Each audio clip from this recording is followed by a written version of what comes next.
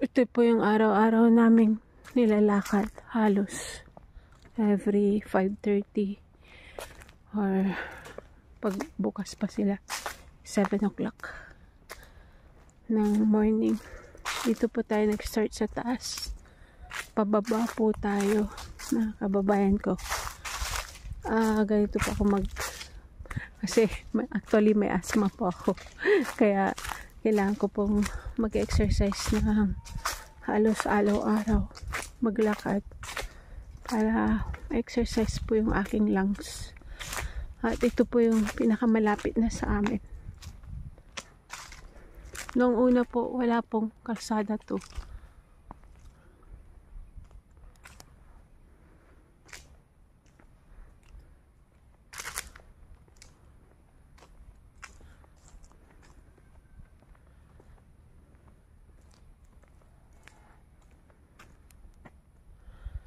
Dahil sa laging nag-uulan po, kaya ganito po ang mga damo ay malalaki na.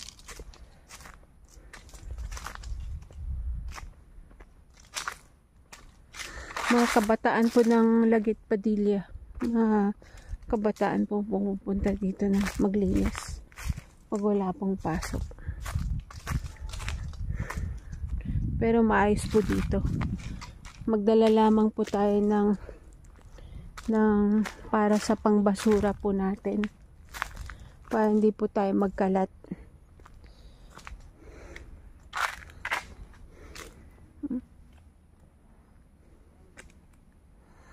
Yan po, ito po yung dito sa Pangasinan, sa part ng sa Pangasinan po, dito sa Region 1. Ito na po yung para sa akin pinakamagandang Station of the Cross na as a Catholic. Ito na po yung pinakamagandang devotional prayer na mapupuntahan po natin. At meron po silang website at Facebook. Hanapin lamang po nila yung kanilang schedule for visiting. Dahil minsan po ay nagpapabook sila. Pero sa ngayon po hindi ko po alam kung meron pong camping area. Pero ang alam po namin is hindi pa po tapos yung camping site. Dito po pag may bisita po kami, dito po namin sila pinapasyal.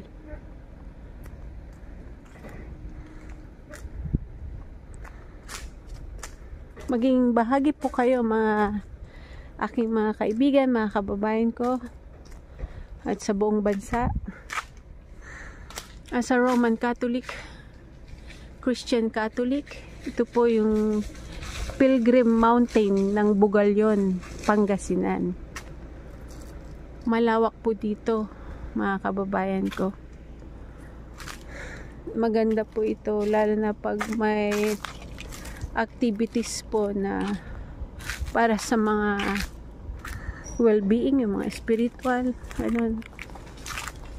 Lalo na po pag alam niyo naman po ang buhay ng tao, punong-puno po ng problema din, mapapersonal, mapatrabaho. Ang tanging sandigan lamang po natin, syempre ang Diyos na may likha ng lahat.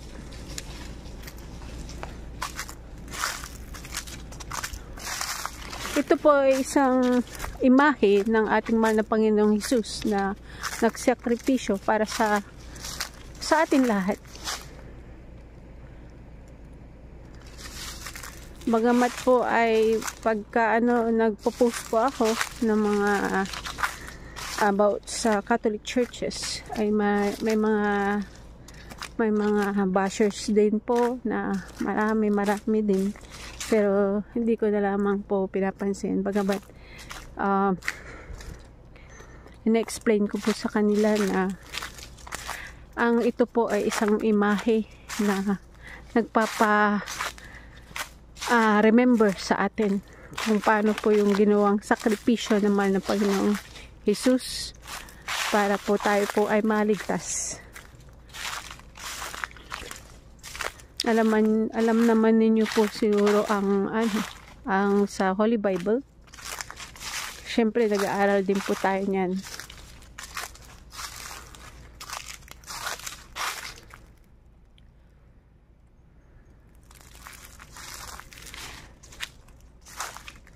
Ito po din po ay isang event place na kung may mga pictorial po na kasal o ano po, maganda po rito, mga kababayan ko.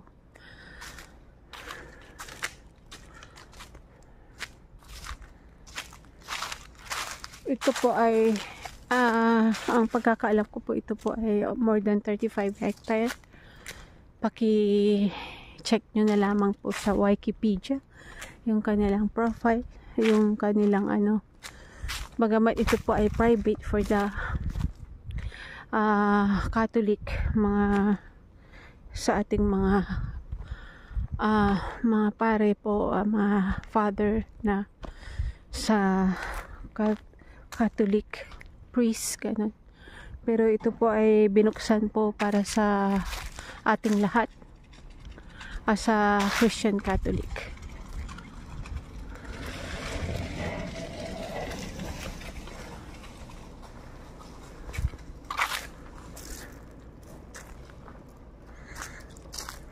Magdala lamang po kayo ng off lotion kasi po medyo may lamok at insect bites.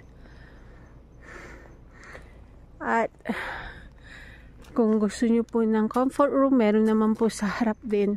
Bagamat minsan ay nawawalan po ng yung tao, maintenance.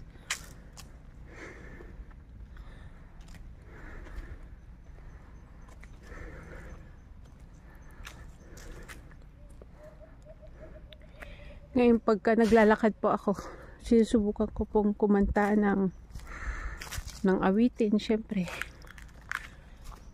Mga worship song na kinakanta din ng ating Katoliko, yung mga papuri songs.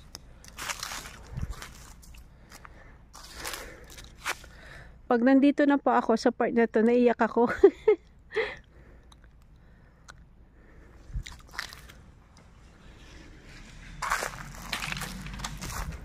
Kasi ito po yung pagpapatunay na pinahirapan po ang ating mahal na Panginoon. Ang administrator po dito ay si Father Jose Pulijan R. Pascua, the administrator.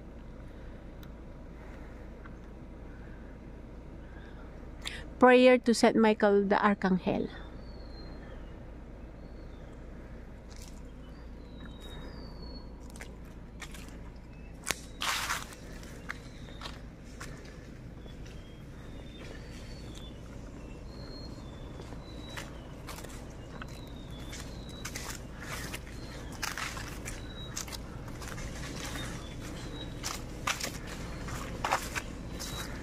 Ito po yung si Pontius Pilate na nung nahuli po si Jesus.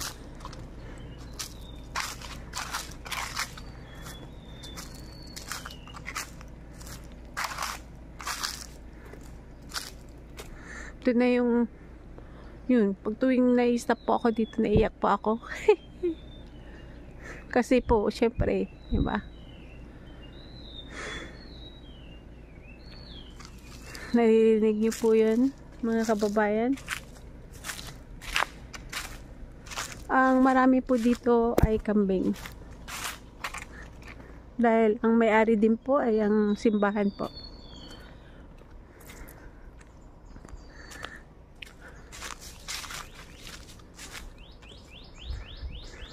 Naririnig niyo po yun. Ang huni ng mga ibon. Ang aking dasal po lagi po ay patungkol po sa pagmamahal po natin sa Diyos, paniniwala po natin as a Catholic na tayo po ay naniniwala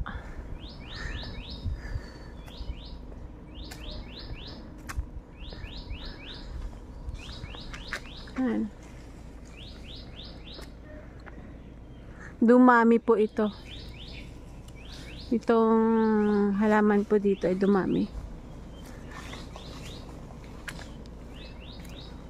Pero ito po ay nililinis din po pagka may darating po na. Halimbawa po ay April, yung mahal na araw.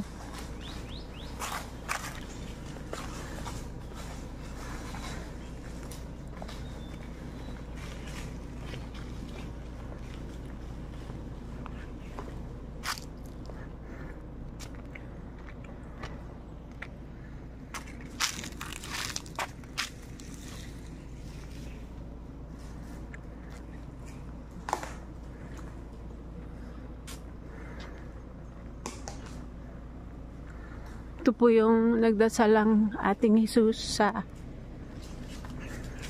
kabundukan ng hindi po ako masyadong kabisado po sa sa mga mysteries. Ito po yung nagdasal po siya na humingi po siya ng gabay sa Diyos ng Ama.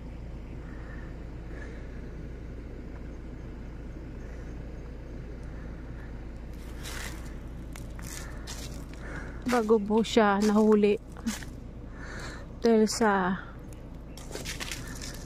pinagkanulo po siya ni Judas na isa sa kanyang apostle. Ito po ay rubber tree po yan, nakikita niyo. Ito po yung Last Supper, kasama niya pa yung 12 apostles. Nihingal na po ako. Kaya ko pa.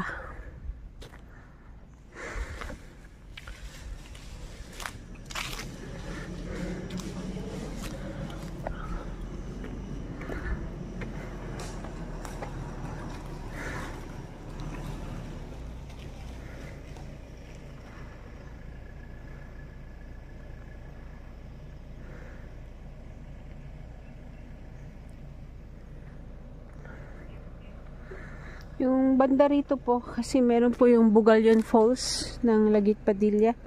Dito po yung dadaanan. Diyan po, pero may kaluyuan po. Pero may kalsada na po. Safe naman po tayo dyan. Basta po magparehistro po kayo sa harap.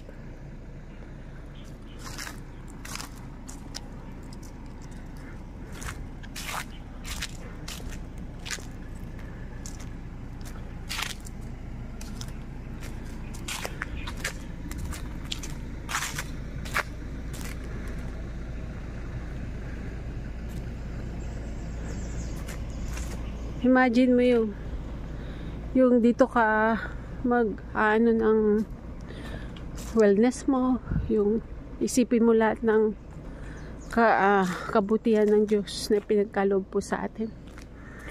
Ito po yung start ng Station of the Cross, pero nagsimula po tayo sa taas dahil doon po tayo napunta sa una na Maraming salamat po, mahal na Panginoon Jesus. At sa lahat po, dito po sa YouTube channel. Matagal ko na po itong gustong gawin na magbahagi po ng aking nasasakupan, aming nasasakupan. Ito po ay isang rubber tree.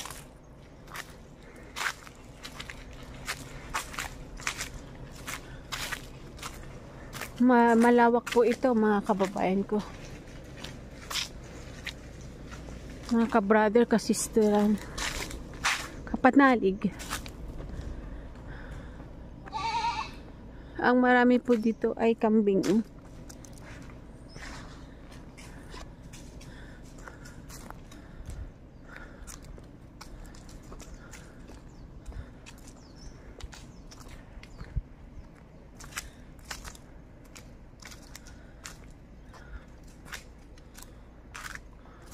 Dito po yung sa candlelight ng petitions po, pero ngayon po ay wala po nagbebenta. Ayan po si Mama Mary, ang naging ina ni Jesus, ang ating Virgin Mary. the Our Lady of the Holy Rosary na nagsakripisyo upang tanggapin niya ang mahal na Panginoon Jesus bilang spirito, bilang nagkatawang tao po. Yan po.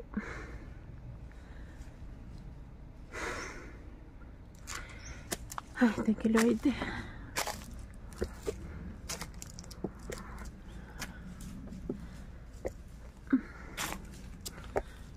Dito po ang umpisa ng